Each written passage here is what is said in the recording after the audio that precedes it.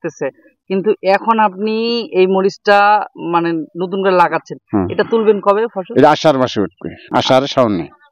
মানে আপনি যেগুলো চাষ করছেন আমরা জানতে চাচ্ছিলাম যে কি আমি ধান চাইনা ধান কাটছি, মনে করেন পটল কাটছি, নাও গাছ কাটছি, এই তো লাউ, পটল অনেক কিছুই তো কাটছে, মরিচ, আকাশি মরিচও আছে আরো। মানে এর আগেও কি লাউ চাষ করছিলাম? কেমন লাভবান? ভালোই হয়েছে, এক তুলায় 70, 80, 100 হয়। তাই?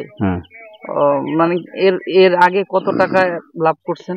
মনে করেন খরচ বাদ দিলে মনে করেন তার 5-7 হাজার টাকা লাভ হয়েছে। 5-7 হাজার টাকা খরচ মনে করেন 1000 করবে, খরচ 1000 খরচ করবে। বিক্রি করবেন তখন পরবর্তীতে নিম্নে 15,000। তাহলে 5,000 টাকা যদি খরচ হয় তাহলে আপনার 10,000। আচ্ছা, পটল মনে করেন এখন তো মনে করেন এখন ফল আসে নাই, এখন ফল আসলে মনে করেন পটলও কম হয় না, ফল ভালোই হয়, 60 টাকা, 50 টাকা, 60 টাকা কেজি। কিন্তু